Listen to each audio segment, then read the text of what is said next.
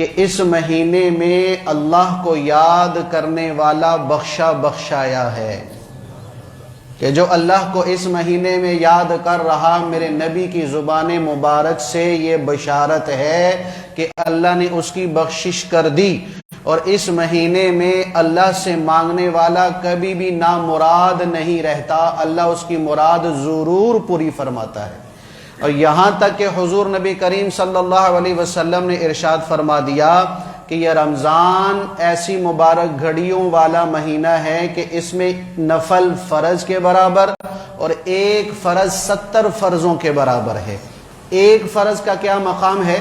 حضور نبی کریم صلی اللہ علیہ وسلم نے فرمایا کہ جس نے ایک فرض روزہ نہیں رکھا، پھر ساری زندگی نفلی روزہ رکھے، ساری زندگی، سال 2 سال نہیں، ساری زندگی نفلی روزہ رکھے، ایک فرض روزے کے اجر کو نہیں پا سکتا۔ اتنا بڑا مقام ہے فرض کا اتنا بڑا مقام ہے کہ ساری زندگی نفلی نماز پڑھتا رہے، فرض نماز کے برابر نہیں ہو سکتا۔ ساری زندگی نفلی صدقات دیتا رہے، فرض زکوٰۃ کے برابر نہیں ہو سکتا۔ ساری زندگی نفلی عبادتیں کرتے رہے، فرض عبادت کے برابر نہیں ہو سکتا۔ تو اس مہینے میں اللہ نفل فرض کے برابر کر رہا ہے، نفل فرض کے برابر۔ اس لیے بھائی اللہ نے توفیق دی ہے تو اشراق کے بھی 4 نفل پڑھ لیا کرو، اور چاش کے بھی 2-4 نفل پڑھ لو، اوابیل کے بھی 6 رکعتیں پڑھ لو، اور ہر نماز کے ساتھ 2-2 4-4 نفل جو ہے وہ اضافی پڑھ لو، کہ یہ نفل کس کے برابر ہو رہے ہیں؟ فرض کے برابر ہو رہے ہیں۔ کیوں؟ حدیث میں آتا ہے کہ حضور نبی کریم صلی اللہ علیہ وسلم نے ارشاد فرمایا کہ قیامت کے دن اللہ رب العزت ایک انسان کے اعمال دیکھے گا تو اس کے نماز دیکھے گا، اللہ فرمائیں گے بھی اس کے فرائض دیکھو، تو فرائض میں کمی کوتاہی نکل آئے گی تو اللہ فرمائے گا بھی اس کے فرض دیکھو، اس کے فرض دیکھو، اگر نفل دیکھو، اگر اس کے بعد نفل کا ذخیرہ ہے تو اس نفل سے فرضوں کو پورا کر دو، اس کا کھاتا برابر کر دو۔ نفلوں کی اتنی بڑی طاقت ہے، اتنی بڑی طاقت ہے۔ تو لہٰذا رمضان ہے، موقع بھی ہوتا ہے تو کوشش کرو بھئی نفلوں کا ذخیرہ اپنے پاس جمع رکھو۔ اور یہ مبارک مہینہ کتنا کہ حضور نبی کریم صلی اللہ علیہ وسلم نے ارشاد فرمایا کہ اس مہینے میں اگر کوئی کسی روزے دار کو پانی پلائے گا، اللہ قیامت کے دن اس کو میرے حوض سے پانی پلائے گا کہ جنت میں داخل ہونے تک پھر اس کو کبھی پیاس نہیں لگے گی، کبھی پیاس اس کو نہیں لگے گی۔ اب ضروری نہیں ہے کہ بھی کسی کا روزہ افطار کروانا ہے تو لمبا چوڑا دسترخوان ہو، ایک کھجور دانہ بھی دے دیا، ایک گھونٹ لسی بھی پلا دی، اور پانی کا ایک گلاس پلا دیا، اللہ کے نبی صلی اللہ علیہ وسلم کی طرف سے یہ بشارت کہ وہ حوض کوثر سے میرا پانی پیے گا، میں اس کو پانی پلاؤں گا۔ کتنا بڑا اجر ہے، کتنا بڑا اجر ہے۔ تو یہ مہینہ ہے ایسی برکتوں والا، تو اس کے لیے بھی جتنا لفظ بہت بولا جائے یا بڑا بولا جائے تو یہ بہت والے الفاظ اور بڑے والے الفاظ چھوٹے ہیں، اور یہ رمضان کی برکتوں والا مہینہ بہت بڑا ہے، بہت بڑا ہے۔ اب یہاں تک کہ اللہ کے نبی صلی اللہ علیہ وسلم کو اس مہینے کی برکات کو دیکھتے ہوئے ایک عجیب بات بیان فرمانا پڑ گئی، ایک عجیب بات بیان کرنا پڑ گئی اللہ کے نبی صلی اللہ علیہ وسلم کو، کہ اتنی بڑی رحمتیں ہیں، اتنی بڑی برکتیں ہیں اس رمضان میں اتر رہی ہیں۔ وہ کیا؟ حضور نبی کریم صلی اللہ علیہ وسلم حدیث میں آتا ہے کہ ممبر کے قریب ہوئے، پہلی سیڑھی پہ چڑھنے لگے تو فرمایا احضر المنبر، سارے صحابہ میرے ممبر کے قریب ہو جاؤ۔ پہلے سیڑھی پہ چڑھے تو اللہ کے نبی صلی اللہ علیہ وسلم نے فرمایا آمین، جب دوسری سیڑھی پہ چڑھے فرمایا آمین، جب تیسری پہ چڑھے تو پھر فرمایا آمین۔ اس کے بعد اللہ کے نبی نے بیان فرمایا، بیان کرنے کے بعد اللہ کے نبی نیچے تشریف لے آئے تو صحابہ نے عرض کیا کہ یا رسول اللہ صلی اللہ علیہ وسلم، آج ہم نے آپ سے ایسا عمل دیکھا اور سنا کہ اس سے پہلے کبھی آپ نے ایسا عمل نہیں فرمایا، تو یہ کیا وجہ تھی کہ ہر سیڑھی پہ چڑھ رہے ہیں اور اونچی آواز سے آمین فرما رہے ہیں، ہر سیڑھی پہ چڑھ رہے ہیں اور آمین کہہ رہے ہیں؟ تو حضور نبی کریم صلی اللہ علیہ وسلم نے ارشاد فرمایا کہ جب میں نے پہلی سیڑھی پہ پاؤں رکھا تو جبرائیل علیہ السلام تشریف لے آئے، نوریوں کے سردار، تو انہوں نے ہاتھ اٹھائے، ہاتھ اٹھا کے کیا فرمایا؟ 3 بد دعائیں فرمائی، 3 بد دعائیں فرمائی۔ پہلی بد دعا کہ جس نے رمضان کا مہینہ پایا اور اس کی بخشش نہیں ہوئی، بعودا، اے اللہ کے نبی وہ ہلاک ہو جائے۔ میرے نبی نے فرمایا آمین، یعنی ایسا ہی ہو جائے۔ دوسری سیڑھی پہ فرمایا کہ جس کے سامنے آپ کا نام مبارک لیا جائے اور وہ آپ پہ درود نہ پڑے وہ بھی ہلاک ہو جائے۔ آپ نے ارشاد فرمایا آمین کہ ایسا ہی ہو جائے۔ تیسری سیڑھی پہ حضور نبی کریم صلی اللہ علیہ وسلم نے پاؤں مبارک رکھا تو جبرائیل نے فرمایا یا رسول اللہ صلی اللہ علیہ وسلم ہلاک اور برباد ہو جائے وہ شخص کہ جس کو بڑھاپے میں والدین میں سے دونوں یا ایک ملا اور وہ ان کی خدمت کر کے اپنے لیے جنت واجب نہ کروا سکا، یہ بھی برباد ہو جائے۔ حضور نبی کریم علیہ السلام نے فرمایا آمین کہ ایسا ہی ہو جائے۔ تو یہ اللہ کے نبی صلی اللہ علیہ وسلم کی طرف سے 3 بددعائیں۔ نوریوں کا سردار بددعا کہہ رہا، بددعا دے رہا، اور ساری کائنات کا سردار اس پہ آمین کہہ رہا۔ کتنی سخت بددعا ہو گئی، کتنا سخت معاملہ ہو گیا کہ ایک طرف نوریوں کا سردار، دوسرا کائنات کا سردار، دونوں اس بددعا کو مزید تقویت دے رہی ہیں۔ تو میں نیچے سے شروع کرتا ہوں، فضائل رمضان میں انشاءاللہ آخر میں بیان کرتا ہوں۔ تو تیسری بات جو حضور نے کیا ارشاد فرمائی کہ جس کے والدین موجود ہوں، جبرائیل نے کہا جس کے والدین موجود ہوں دونوں یا ایک بڑھاپے کی حالت میں اور یہ ان کی خدمت کر کے اپنے لیے جنت واجب نہ کر سکا، یہ ہلاک ہو جائے، یہ ہلاک ہو جائے۔ میرے بھائیوں، قرآن میں اللہ نے اپنی توحید کے ساتھ، اپنی وحدانیت کے ساتھ،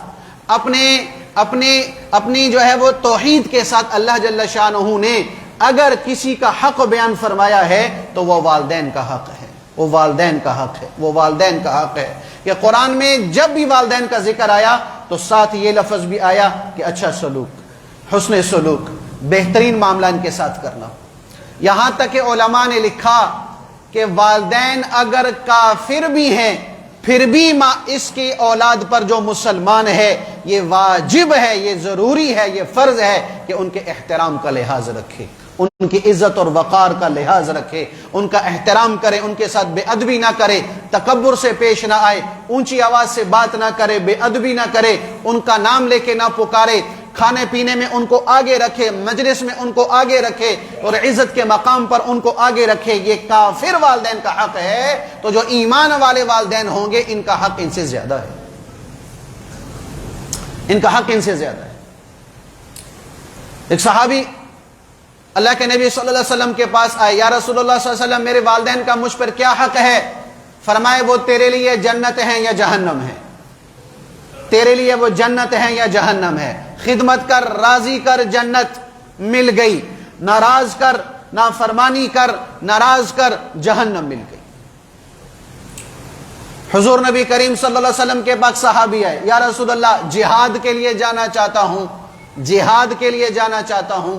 جہاد اللہ کو کتنا محبوب ہے کہ قرآن میں تقریباً 70 سے اوپر ایسی آیات ہیں کہ جس میں اللہ جل شانہ نے جہاد کا حکم دیا ہے، جہاد کا حکم اللہ پاک فرما رہے ہیں، اور حضور نبی کریم صلی اللہ علیہ وسلم جہاد کی ترغیب دے رہے ہیں۔ کیا فرمایا کہ جنت اگر لینی ہے تو تلواروں کے سائے کے نیچے جنت موجود ہے، تلواروں کے سائے، یعنی جہاد میں جنت موجود ہے، جہاد میں جنت موجود ہے۔ اور جو جہاد میں چلا گیا اللہ کی طرف سے یہ وعدہ ہے کہ یہ واپس آنے والا ایسا ہے جیسے آج ہی ماں کے پیٹ سے گناہوں سے پاک پیدا ہوا۔ جہاد اتنا بڑا عمل ہے، اتنا بڑا عمل ہے، اور جہاد میں کوئی جاتا ہوا اگر اللہ کی راہ میں شہید ہو گیا تو حضور نبی کریم صلی اللہ علیہ وسلم کا فرمان ہے کہ شہید کو شہادت کے وقت 6 بڑے انعامات ملتے ہیں۔ جب وہ شہید ہو رہا ہوتا ہے 6 بڑے انعام ملتے ہیں۔ نمبر 1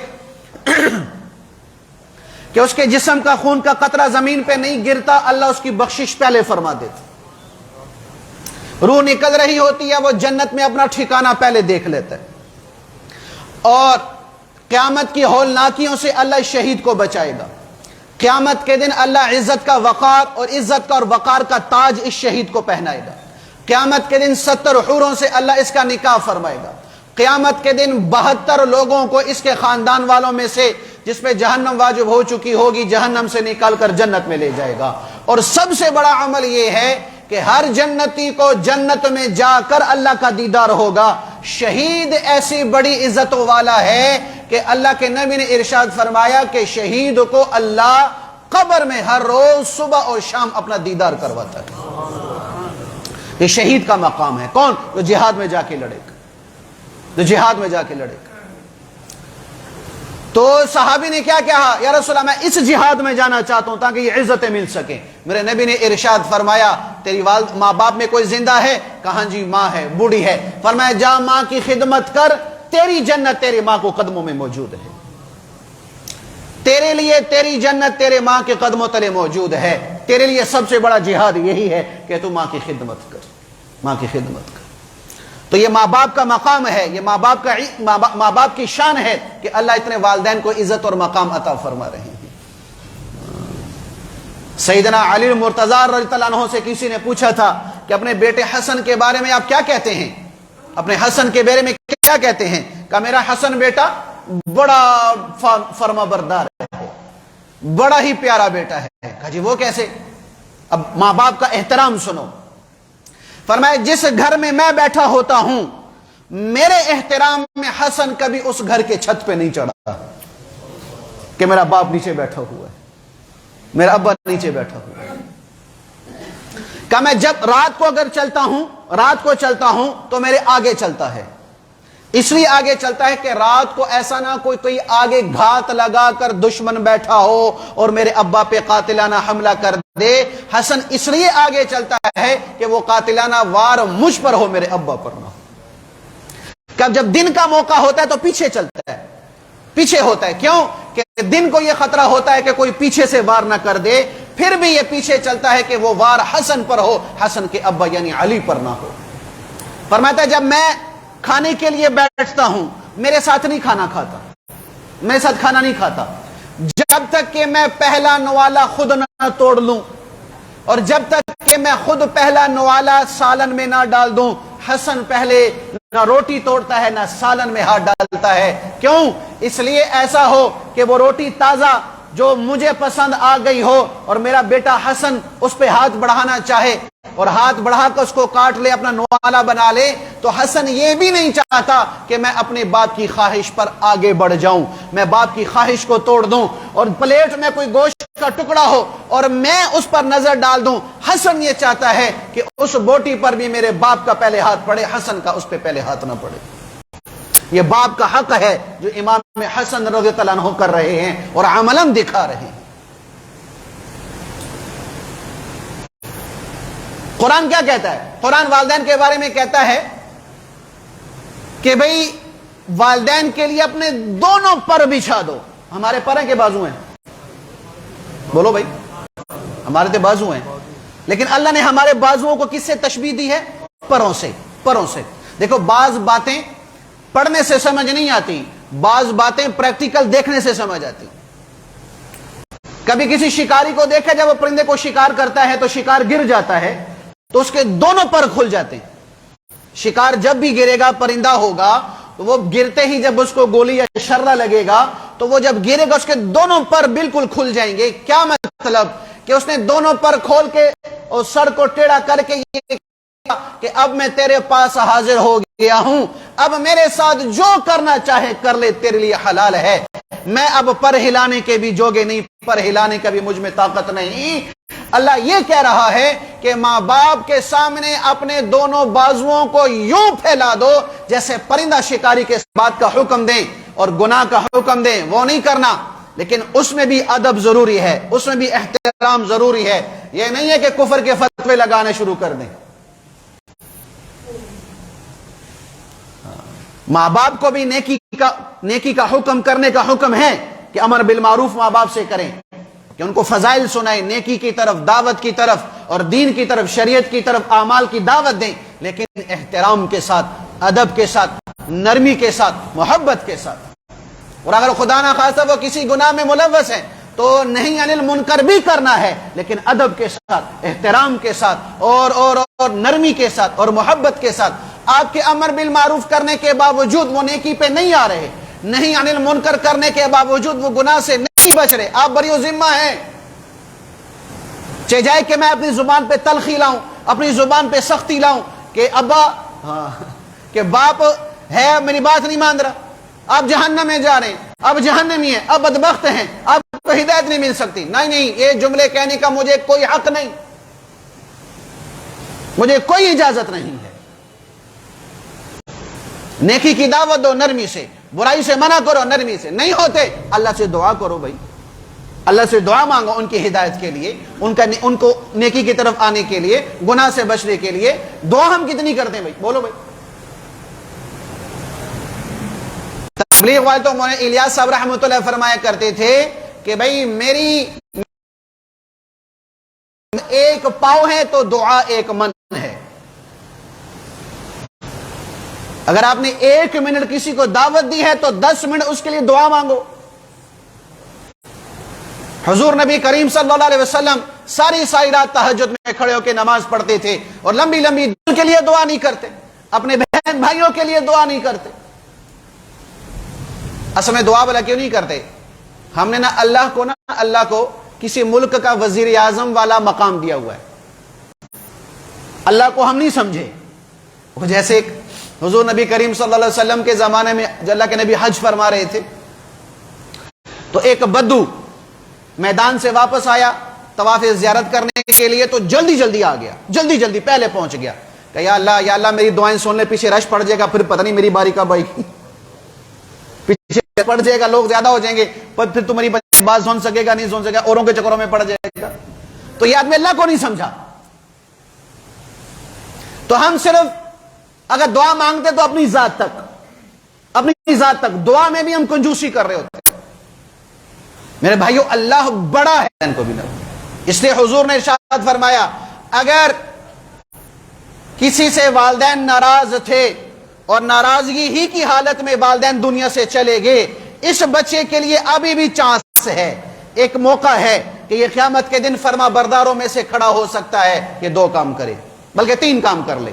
3 کام۔ پہلا کام کہ جمعے کے جمعے اپنے والدین کی قبر پر جایا کرے، نہیں جا سکتا تو ان کے لیے استغفار کرے، استغفار بھی نہیں کر پا رہا تو پھر والدین کے جو رشتہ دار تھے، تعلق والے تھے، قریب تھے، دوست تھے، ان کے ساتھ بھی حسن سلوک کر دے، ان کے ساتھ بھی اچھائی والا معاملہ کر دے، تو یہ نافرمان بیٹا قیامت کے دن اللہ کی نگاہ میں فرما بردار بن کے کھڑا ہوگا، فرما بردار بن کے کھڑا۔